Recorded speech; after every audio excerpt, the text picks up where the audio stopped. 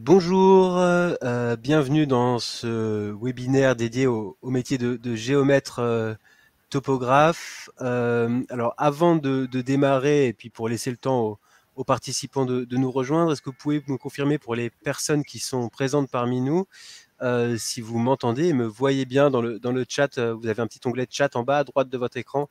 Si vous m'entendez bien, n'hésitez pas à écrire un petit message, comme ça on saura que tout fonctionne. Je vais me présenter, je suis Florentin Gonon, je suis chargé de communication pour Transition Pro PACA et je suis accompagné aujourd'hui pour ce webinaire de Magali Razamizon, bienvenue, qui est déléguée régionale pour l'OPCO Atlas, de Patrick Henry qui vient de nous rejoindre, qui est géomètre expert et vice-président de l'UNGE PACA Corse, et de Thierry Tourlan, qui est chargé de projet partenariat en région et suivi CLEA pour Transition Pro CLEA. Transition Pro PACA, excusez-moi. Bonjour. Tout au long de ce webinaire, vous avez la possibilité de poser vos questions à nos intervenants et notamment à Monsieur Henry. Pour cela, vous pouvez utiliser l'onglet questions qui est en bas à droite de votre écran. Vous pouvez aussi voter pour les questions que vous préférez. Ça nous aidera beaucoup à les sélectionner et à y répondre si vous en avez. Si vous n'en avez pas, c'est que nous aurions été très clairs et que tout aura été dit. Et si tout est bon pour vous, je vous propose de commencer tout de suite. Tout d'abord, bonjour Magali, merci de votre présence aujourd'hui. Peut-être vous pourriez vous présenter dans un premier temps et puis nous présenter l'OPCO Atlas, votre rôle, ce que vous faites au quotidien. Bonjour.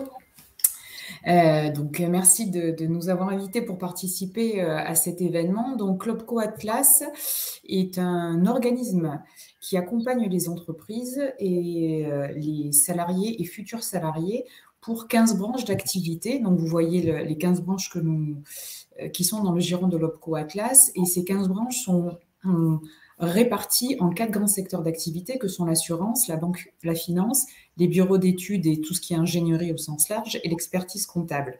Donc, la mission de l'OPCO, des OPCO en général, parce que nous sommes 11 sur le territoire, c'est d'accompagner les entreprises pour définir leurs besoins en termes de formation et en termes de compétences, de soutenir le recrutement au niveau de l'alternance et de financer les contrats d'alternance que sont les contrats d'apprentissage et les contrats de professionnalisation. Et nous avons aussi comme mission d'informer sur la formation professionnelle, sur tous les dispositifs qui sont accessibles aux salariés, aux entreprises et aux jeunes pour ce qui est de l'alternance et les moins jeunes, et de soutenir les branches professionnelles dans la création de nouveaux de parcours de formation ou de certificats de compétences. Donc, en gros, l'OPCO, aujourd'hui, accompagne les entreprises, d'une part, à la définition de leurs besoins en emploi et compétences pour qu'ils puissent mettre en place des parcours, soit formatifs, soit plus généralement d'un point de vue RH. Et on accompagne aussi toutes les entreprises pour le recrutement à travers tout ce qui est alternance. On entend beaucoup parler de l'apprentissage. Voilà moi je suis la responsable de l'antenne PACA et Corse. Et aujourd'hui, donc les géomètres experts les géomètres globalement font partie d'une des branches que nous accompagnons dans toutes nos activités. Donc, pour résumer, l'OPCO, c'est le partenaire des salariés et des entreprises pour toutes leurs démarches de formation. Oui, formation et au sens plus large, évolution des compétences, parce qu'on accompagne les entreprises dans leur réflexion pour comment faire évoluer les compétences par le biais de la formation, mais par le biais du recrutement aussi, à travers des contrats particuliers que sont les contrats d'alternance, qui sont des contrats durant lesquels l'embauché est formé. D'accord. D'accord. Et en ce qui concerne le métier qui nous réunit aujourd'hui, est-ce que vous pouvez nous en dire plus sur les profils représentés par la branche Atlas en France? Alors, c'est une population de salariés qui représente à peu près 12 000 personnes au niveau national. Ce sont des profils jeunes, mais aussi relativement expérimentés, avec des emplois stable, souvent en CDI, et avec une grande concentration sur l'Île-de-France mais également sur tout le grand sud de la France. Mais je vais peut-être laisser Patrick Henry dire quelques mots pour préciser mon propos global. Oui, bonjour. Oui, nous sommes une population assez faible finalement, puisque à peu près 12 000 salariés pour environ 1300, 1400 structures. Les structures sont variables.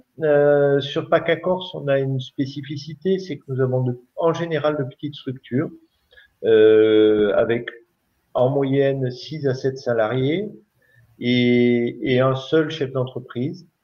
Sur d'autres régions, on a des structures beaucoup plus importantes où on peut avoir 4 ou 5 géomètres experts associés qui ont des structures avec de 20 jusqu'à, on a une grosse structure qui est 300 salariés, mais qui est une exception dans la profession.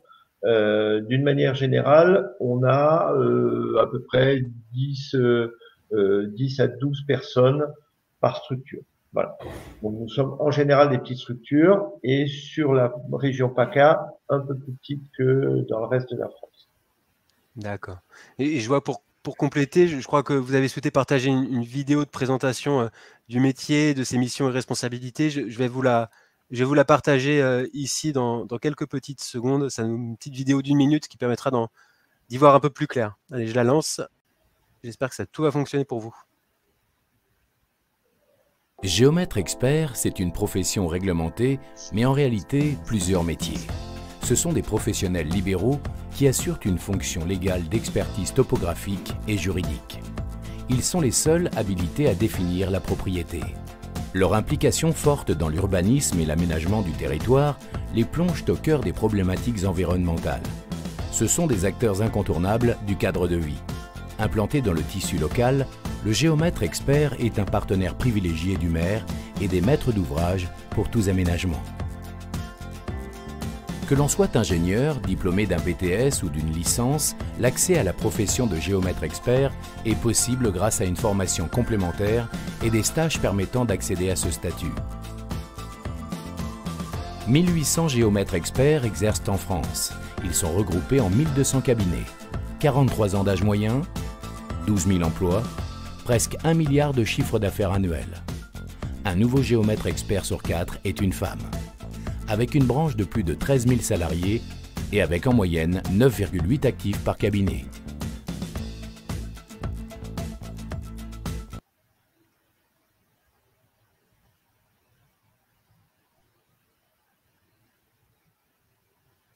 J'ai coupé mon micro.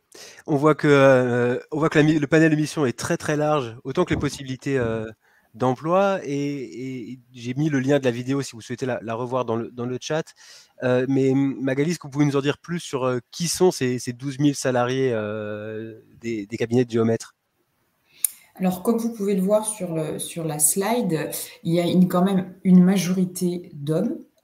69% des hommes, avec 26% de moins de 30 ans et 26% de 50 ans et plus. Donc, comme le disait le petit film précédent, c'est une moyenne d'âge à 43 ans, avec de forts besoins en recrutement aujourd'hui, hein, des cabinets qui attendent leurs nouveaux collaborateurs et nouvelles collaboratrices de manière importante. Donc, il y a vraiment un vrai dynamisme et de grosses attentes dans les cabinets.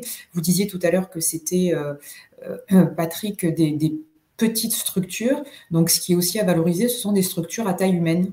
On entend aujourd'hui parmi les desiderata, surtout post-Covid, d'une partie des salariés, que le souhait d'un grand nombre de personnes, et notamment qui souhaitent se réorienter vers un autre horizon professionnel et de retrouver des structures à taille humaine, eh bien, c'est ce que propose la profession des géomètres experts, avec une grande stabilité. Donc, comme on le verra plus tard, beaucoup de CDI et de temps complet dans les profils aussi de ces salariés-là. Je vous laisse compléter, Patrick. Oui, donc pour revenir sur les besoins, aujourd'hui on estime à peu près à 2300 emplois sur la totalité de la France. Si on compare aux 12 000 salariés, c'est une part extrêmement importante. Aujourd'hui, on est dans la classification parmi les 5 professions les plus à la recherche de collaborateurs. Donc, notre travail, il faut quand même le préciser un peu, si on a autant de besoins, c'est que l'activité fonctionne convenablement en ce moment, on est en croissance, mais aussi parce que on a un métier très très peu connu. Et je voudrais profiter de ce moment pour vous en donner quelques lignes et vous enlever peut-être l'image que tout le monde a de cet homme avec un appareil bizarre au bord de la route, dont on ne comprend pas toujours le rôle. Alors, le métier de géomètre, on va parler, en plus cette profession, on parle de géomètre, de topographe, de géomètre expert, donc je vais essayer de clarifier un peu tout ça. Le géomètre, c'est celui qui prend des mesures sur le terrain. Donc sur le terrain, ça peut être la topographie, ce qu'on appelle la topographie, c'est la représentation terrestre en plan. Donc ça, on relève donc les courbes de niveau, les différentes lignes caractéristiques d'un terrain, la végétation aussi, et puis on mesure aussi tout ce qui est bâtiment. Donc notre but, c'est de retranscrire soit sur un plan, soit aujourd'hui sur une maquette numérique, la réalité du terrain. Cette réalité de terrain va être ensuite utilisée par différents acteurs, donc qui peuvent être des collectivités locales, des architectes, des projeteurs, et aussi tout le monde juridique tournant autour du notariat et du droit foncier. Alors ça, c'est la partie, donc on va collecter tout un tas de données. Aujourd'hui, on a des outils de plus en plus sophistiqués, on travaille pour la plupart avec des scanners, certains d'entre nous avec des drones, avec des matériels qui sont aujourd'hui robotisés. Et donc, on va, dans un premier temps, capturer la donnée, la retranscrire sous forme aujourd'hui numérique, en dessin assisté par ordinateur ou en maquette numérique.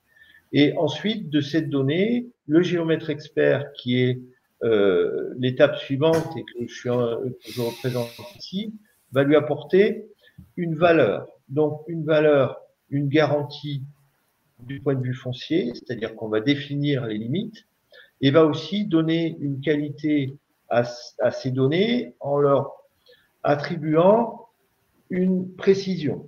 Et donc ça, c'est vraiment le métier du géomètre expert qui va faire de la donnée quelque chose de plus qualitatif. Donc, nous, puisqu'on parle aujourd'hui de recrutement et on s'adresse à des gens qui pourraient intégrer nos professions, bien évidemment qu'aujourd'hui, on n'est pas là pour chercher des grands spécialistes, on est là pour parler à des gens qui envisagent une reconversion. Et donc, ces gens-là, dans nos cabinets, font dans un premier temps la saisie de la donnée sur le terrain. Donc évidemment, il y a un apprentissage. Hein, on ne prend pas n'importe quelle donnée et après on la calcule pas, on la définit pas de la même manière. Donc il y a un apprentissage évident. Et puis ensuite, il y a tout un travail qui est fait sur l'analyse de ces données. Mais et ensuite, dans la deuxième partie de notre métier, c'est de reprendre des données qui ont été étudiées par des bureaux d'études, par des architectes, par des collectivités, à retranscrire ces données virtuelles sur le terrain. Donc, on appelle ça l'implantation. Et une fois qu'une collectivité a défini le tracé d'une route, on va aller sur le terrain pour en positionner exactement les lignes. Donc, je crois que j'ai fait à peu près le tour. Dans notre métier, on a différentes spécificités. Donc, le géomètre expert a un monopole qui est sur la définition des biens fonciers. Ensuite, on a tout ce qui touche la mesure de précision. Donc, on va avoir de l'observation d'ouvrages d'art, des ponts, des bâtiments à côté de terrassements, par exemple, et qui peuvent bouger. On a toute cette partie-là. Et puis, dans la définition du bien foncier, on a aussi quelque chose d'important que peu de gens connaissent. Ce sont les géomètres, et en particulier les géomètres experts, qui définissent les contours d'une copropriété. C'est-à-dire que vous achetez un appartement dans un immeuble, le géomètre expert va au préalable avoir défini qu'est-ce qui est en bien propre, là où vous pouvez faire des travaux comme vous le souhaitez. Qu'est-ce qui est en bien commun, là où on doit faire des travaux, par exemple, avec l'avis des autres. Et puis, qu'est-ce qu'on doit dans cette copropriété? Les droits et les devoirs, on va les décrire à partir, évidemment, d'un plan. Donc ça, c'est la partie copropriété, très peu connue de notre profession, mais qui est importante. Alors, on a plein d'autres, on fait aussi de l'aménagement foncier, c'est-à-dire que beaucoup de nos clients viennent nous voir avec un terrain nu et on étudie tout ce qui est réglementation d'urbanisme pour transformer ce terrain nu en un lotissement, en un ensemble d'immeubles. Et donc, toute cette partie-là demande une réflexion importante, que ce soit sur les droits, qu'est-ce qu'on va avoir le droit de faire dessus, comment on va pouvoir le faire, comment on va faire des routes, comment on va faire des raccordements au réseau d'assainissement, des raccordements au réseau d'eau. Tout ça fait aussi partie de notre métier. Alors, bien évidemment, ça fait un peu peur parce qu'on fait beaucoup de choses, mais ça a un gros avantage, c'est que tous les jours, nous faisons un métier différent et nous apportons quelque chose à un terrain nu, à un projet et surtout une garantie de tous ces projets. Voilà. Alors, c'est un peu complexe tout ce que j'ai pu donner. On l'a vu dans le slide, il y a beaucoup de possibilités, mais on a toujours formé nos personnels. On a, comme l'a dit tout à l'heure Magali, une grande fidélité chez nos personnels. En général, quand quelqu'un est rentré dans un cabinet de géomètre expert, il reste dans un cabinet de géomètre expert, mais même s'il va voir des fois chez le voisin. Mais en général, quand on adhère à cette profession, on l'aime. Je l'aime toujours, malgré les difficultés administratives. Et on a toujours quelque chose à découvrir parce qu'on utilise une technologie qui évolue en permanence. Travailler avec un drone, c'est plus pareil que travailler avec un tachéomètre de l'époque. Et on a ce gros avantage d'utiliser du numérique tous les jours avec la maquette numérique, avec les nuages de points et tout un tas de choses qui évoluent de plus en plus. Voilà, je vais m'arrêter là parce que je pourrais, ma passion, je pourrais en parler pendant des heures et des jours. Donc je m'arrête là, mais je suis à disposition de tout le monde pour aller plus. On voit qu'on a affaire à un vrai passionné, c'est rafraîchissant en tout cas, on s'en lasse pas. Mais c'est vrai que c'est un métier intéressant parce qu'il est à la croisée entre des missions à l'extérieur et du déplacement sur le terrain et un travail de bureau et de légal et d'assistance sur ordinateur. Donc c'est un métier, je pense, où on s'ennuie pas. Et justement, si les profils sont très variés, les missions variées, si demain je veux me reconvertir, comment ça se passe? J'ai un temps plein, un CDI, Magali, vous pouvez peut-être me guider? Alors, la majorité des contrats dans les cabinets sont en CDI pour les salariés, avec un temps complet, ce qu'on disait. Comme vous pouvez le voir sur le premier graphique, là, le premier cercle, il y a 10% de cadres, 73% de professions intermédiaires et 15% d'employés. Mais ce qu'il faut retenir, c'est qu'effectivement, c'est surtout ces 88% de CDI prouvent qu'il y a une vraie stabilité et une volonté des cabinets de stabiliser, enfin, de garder les salariés en poste et de les faire grandir avec l'entreprise quand elle le peut. Et c'est vraiment, enfin, moi, je tiens aussi à insister sur la variété des missions qui sont demandées, parce qu'aujourd'hui, c'est quelque chose qui tient à cœur aussi bien aux jeunes. J'ai l'impression que c'est un discours qui est entendu aussi chez la jeune génération qui veut que ça bouge, qui veut qu'il y ait des choses variées dans leur profession, et aussi ça répond aussi à un besoin de personnes qui ont déjà fait une partie de leur carrière et qui souhaitent s'orienter vers autre chose. En effet, c'est un métier qui a de l'avenir. Je vous coupe, excusez-moi, allez-y, je vous en prie. Et un métier qui a de l'avenir et qui a de l'avenir aussi en région, c'est ça. C'est que dans les régions, on n'est pas obligé de s'exiler, ou on peut choisir de travailler dans la région dans laquelle on vit, et d'autant plus dans la nôtre, en se reformant ou en ayant des formations complémentaires. Et justement, si les personnes qui nous suivent aujourd'hui en direct ou qui verront le replay demain veulent changer de vie, se réorienter, se former, comment ça se passe? Quelle formation doivent-elles suivre? Alors, les formations, on ne va pas vous faire la liste exhaustive des formations. On est en train d'y travailler, en tout cas, de donner plus de lisibilité pour que ce soit plus accessible. Mais tout dépend de là où en est la personne qui est intéressée par ce métier dans son parcours de vie. Donc, il y a des formations initiales, comme on l'a vu au tout début du petit film, qui peuvent passer par le BTS, la licence, jusqu'à l'école d'ingénieur. Donc ça, ce sont pour les jeunes qui continuent leurs études.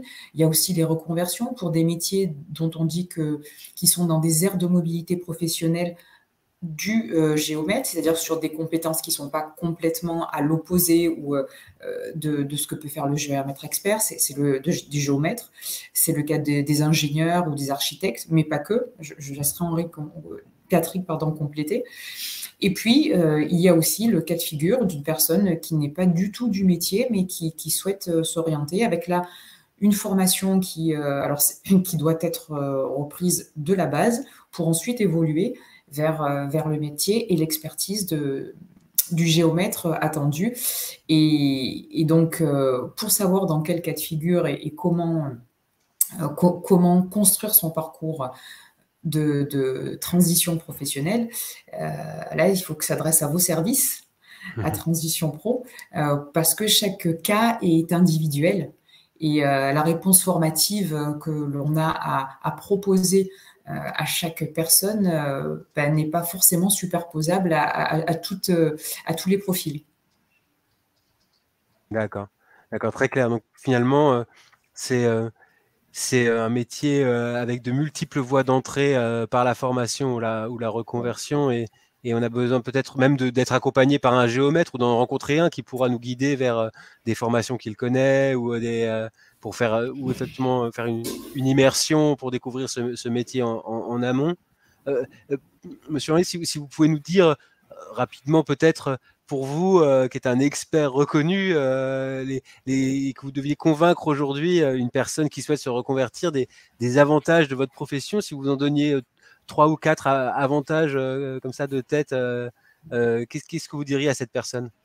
Alors, en préalable, pour continuer sur la formation, je voudrais simplement dire qu'aujourd'hui, d'abord, notre profession a toujours formé les gens. C'est-à-dire que la fidélisation de nos salariés, elle est passée par la formation. Nous-mêmes avons une obligation ordinale, puisqu'on dépend de nos normes, d'une formation tous les ans. On a une obligation de 8 jours de formation. Et évidemment, quand on prend cette formation, on la retranscrit à nos collaborateurs. Et évidemment, on a tout intérêt à avoir des collaborateurs de haut niveau parce qu'on ne peut pas tout faire et qu'on a besoin absolument de compter sur eux. Donc, on a une formation permanente et une culture de formation. J'allais dire un peu paternaliste, un peu trop paternaliste pour certains, mais on est dans une ambiance, on l'a dit tout à l'heure, de petite structure avec une ambiance familiale, et je pense que le chef d'entreprise a à cœur de former ses collaborateurs. D'abord parce que c'est important, on a un métier extrêmement rigoureux et on a besoin d'avoir des collaborateurs très rigoureux. Alors ça, c'est un des préalables à l'entrée dans notre profession. On a un métier extrêmement rigoureux, d'une grande précision et très attaché à la problématique juridique. Donc ça veut dire que quand on dessine un trait, derrière ce trait, il y a des conséquences juridiques. Donc on a besoin d'avoir des gens qui ont l'habitude d'être très structurés dans leur méthode de travail. C'est pour ça que tous les gens qui sortent d'un milieu scientifique s'adaptent assez facilement chez nous. Ensuite, pour en revenir aux avantages de notre profession, alors on l'a dit tout à l'heure, on a un métier où on est à la fois dehors et dedans. Il m'est arrivé de faire sourire des avocats à qui j'avais tenu tête pendant des expertises judiciaires quand ils me voyaient couper des ronces pour aller planter une borne. Ça veut dire que on a un panel de travail. Alors, il y a des gens que ça peut rebuter en disant, mais moi, je suis sur le terrain, je me sens pas à l'aise. Alors, il y a des gens aussi qui restent tout le temps au bureau. C'est un des avantages, mais on a, je pense, le gros atout, c'est d'être à la fois à l'extérieur et à l'intérieur et d'avoir un métier très technique et à la fois très juridique. on a chez nous intégré dans certaines structures des juristes purs qui trouvent fort bien leur place. Et puis après, on a des très très bons techniciens qui font un travail formidable sur le terrain, mais qui sont pas forcément à l'aise au bureau. Et la combinaison des deux marche aussi. Donc on peut avoir quelqu'un de complet, et puis on peut avoir aussi deux personnes qui se complètent. Ce qui veut dire, et puis un autre des atouts, hein, et puis je vais m'en arrêter là, c'est ce qu'on dit depuis le début, c'est la variété du métier. C'est-à-dire que tous les jours, je fais un métier différent. Et tous les jours, j'ai un client différent. Il n'y a aucune routine chez nous, ce qui un petit peu complexifie la formation parce que on va pas pouvoir travailler sur un sujet tous les jours et faire quelqu'un qui va faire de l'habituel. On a besoin de gens qui ont une assez grande souplesse d'adaptation et au terrain, et aux clients, et à la problématique. Mais c'est aussi un des intérêts de notre profession. Ah, c'est très complet en tout cas, merci beaucoup. Mais du coup, je vais peut-être passer la parole à Thierry maintenant, puisque aujourd'hui, vouloir se reconvertir, c'est bien, mais pouvoir, c'est mieux. Et je crois que Transition Pro, on a des dispositifs qui permettent de se reconvertir de manière sécurisée, notamment le PTP. Je vais peut-être te laisser le présenter. Merci. Oui, alors, on ne va pas vous présenter tous les dispositifs qui vous permettraient de vous reconvertir. On va se concentrer sur un déjà qui ont ce qu'on appelle interprofessionnel, donc qui peut vous permettre de vous reconvertir vers, par exemple, ce métier de géomètre, quel que soit le secteur dont vous venez. Donc, le projet de transition professionnelle qui est géré donc, par Transition Pro PACA, que vous pouvez connaître sous le nom de congé individuel de formation, même si ce n'est pas exactement le même dispositif qu'avant. Donc, ce dispositif, c'est un dispositif qui s'adresse aux salariés du secteur privé. Le secteur public a son propre dispositif. Vous pouvez y accéder quand vous êtes en CDI, en CDD, ou intérimaire, intermittent du spectacle, peu importe. Vous avez une ouverture de droit qui va différer suivant d'où vous provenez. Majoritairement, on va vous demander d'avoir une certaine ancienneté dans l'entreprise quand vous êtes en CDI, 12 mois. Pour le reste, vous avez d'autres anciennetés que vous pourrez retrouver sur notre site. Alors, le dispositif donc, du PTP, pourquoi ? Ce dispositif, il est fait pour que vous puissiez changer de métier ou de profession, au sens du code Rome, c'est-à-dire au sens légal du terme. Donc vous êtes aide-soignante, vous pouvez devenir infirmière, vous pouvez devenir géomètre, c'est possible, c'est un changement de métier au sens légal du terme. Si vous êtes comptable, vous devenez responsable comptable, ça ne fonctionnera pas, ce n'est pas un changement de métier comme on peut l'entendre. La logique, elle est là. L'action de formation que vous allez choisir, elle est obligatoirement certifiante. Donc c'est-à-dire ou inscrite au RNCP, Répertoire national des certifications professionnelles, ou répertoire spécifique, donc sur le site Mon compte formation par exemple. Le CPF est obligatoirement mobilisé quand vous mobilisez un dispositif PTP, donc vous n'avez pas le choix, ça sera forcément défalqué de votre compte. L'organisme de formation répondra à certaines normes qualité, donc actuellement c'est la norme Calliope. Normalement tous les organismes de formation avec lesquels on peut travailler l'ont. Pendant la formation, vous avez un maintien de rémunération qui sera total ou partiel suivant le rythme de formation et suivant votre salaire. Hop. Du coup, voilà, les règles de prise en charge, c'est quoi Thierry? Parce que quelles sont les règles? Est-ce que je touche tout mon salaire? Toute la formation est prise en charge? Je ne paye rien. Alors, plus ou moins.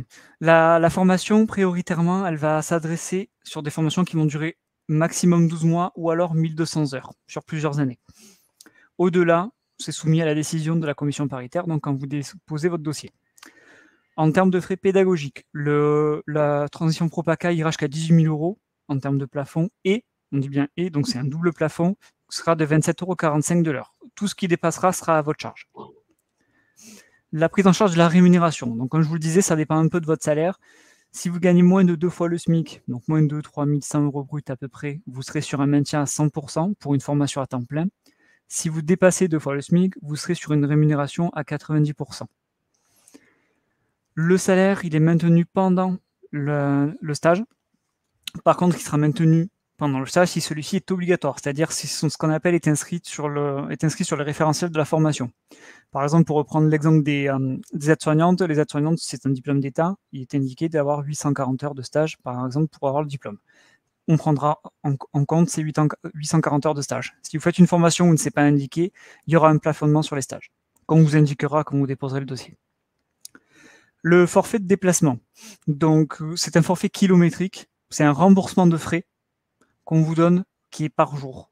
Ce forfait vous sera communiqué quand vous déposez le dossier. Vous nous indiquerez le déplacement que vous avez qui sera supérieur obligatoirement à votre lieu de travail et vous aurez une aide qui est un remboursement de frais, je répète, c'est-à-dire que c'est vous qui allez avancer les frais sur les déplacements, sur l'hébergement s'il y a besoin, sur la restauration, etc.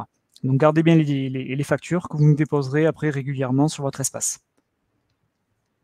Et quelles conditions, tu parlais tout à l'heure des conditions d'ancienneté, comment on y accède si j'ai 3 mois de boîte, est-ce que c'est possible ou pas? Alors d'abord, l'ancienneté, elle s'apprécie par rapport à la date de début de formation. Donc imaginons même que ça fasse 6 mois ou 8 mois que vous êtes dans l'entreprise, vous pouvez avoir une ancienneté suffisante à partir du moment où ça fera au moins 12 mois que vous êtes dans la structure quand vous commencerez la formation. Ça, c'est pour les CDI. Donc vous voyez, c'est 24 mois d'ancienneté, dont 12 mois dans l'entreprise. Pour les CDD, on reste sur 24 mois d'activité, 4 mois de CDD donc sur la dernière année. Par contre, il faut que vous soyez en poste quand vous faites la demande. Donc il faut que vous soyez encore en contrat quand vous faites officiellement la demande de projet de transition professionnelle. Si ce n'est pas le cas, il va falloir retrouver un contrat pour nous faire une demande. Ce n'est pas embêtant, c'est à vous de voir comment vous organisez un peu votre stratégie de demande. D'accord, donc même si mon contrat CDD s'arrête pendant ma formation, à ce moment-là, je continuerai d'être payé avec le même salaire qu'auparavant. Tout à fait, voilà. C'est comme si vous repreniez un contrat quand vous allez commencer la formation. D'accord, très bien. Donc en clair, avec le PTP, pour résumer, ma formation, elle est financée et je ne perds pas de salaire. Voilà, vous perdez pas de salaire ou 10% si vous avez un salaire supérieur à 2 fois le SMIC. Si vous avez une formation en temps plein, vous avez votre rémunération pendant la formation avec une formation qui est payée par Transition Pro PACA. C'est plus clair. Merci. Et si j'ai besoin d'aide, comment ça se passe? Quelles sont les démarches et les contacts à avoir? Alors, tout d'abord, en termes de démarche, il faut que vous fassiez la demande à votre employeur au moins 4 mois avant de démarrer la formation, puisque nous, Transition Pro, il faut qu'on ait le dossier complet au moins 3 mois avant de démarrer, et votre employeur a 30 jours pour vous répondre quand vous faites la demande, donc 4 mois minimum pour que tout rentre dans les clous tranquillement sans que vous ayez besoin de courir. Vous allez avoir une partie, donc tout est en ligne, une partie à remplir, la partie employeur et une partie pour l'organisme de formation. Votre dossier, quand il est complet, donc 3 mois avant la date d'entrée en formation, nous avons des commissions tous les mois, vous déposez le dossier, votre dossier passera en commission et vous aurez une réponse aux alentours de 2 mois, peut-être un peu plus, avant le début de formation. Ok, très clair. Et mon employeur, il a le droit de refuser ou de me laisser partir en formation? Alors, votre employeur, il a le droit de refuser s'il y a déjà des gens qui sont en projet de transition professionnelle dans la structure. Si ce n'est pas le cas, il peut seulement reporter votre demande de 9 mois. Alors, ce n'est pas un report de la demande, c'est un report de la date de début de formation. Si vous faites une demande maintenant, par exemple, pour une formation qui démarre en septembre, ce sera un report à partir de septembre. Donc, en comptant que vous pourrez partir en formation à minima en mai-juin de l'année qui suit. D'accord. Okay. Et si je dois contacter Transition Pro PACA, comment ça se passe? J'appelle où? Alors, vous appelez donc sur notre plateforme. Je présume je pense qu'elle contacte juste après. Si vous avez besoin d'informations, vous aurez des chargés d'instruction qui pourront répondre à vos demandes, qui pourront suivre votre dossier si vous en avez un. Si vous voulez un peu plus d'informations sur le projet de transition professionnelle ou sur les autres dispositifs, vous pouvez vous inscrire à des webinaires. On vous expliquera comment monter le dossier, les démarches à effectuer, etc. Parfait. Je suis en train de mettre des petites infos, avec notamment le numéro de notre ligne téléphonique où nos opérateurs pourront vous répondre et vous pouvez joindre un expert qui pourra vous renseigner. J'ai mis aussi le lien du conseil en évolution professionnelle, qui est un service public gratuit et confidentiel qui peut vous accompagner dans toutes vos démarches. Merci Thierry en tout cas de cette présentation très claire du PTP. Si vous avez des questions, c'est le moment.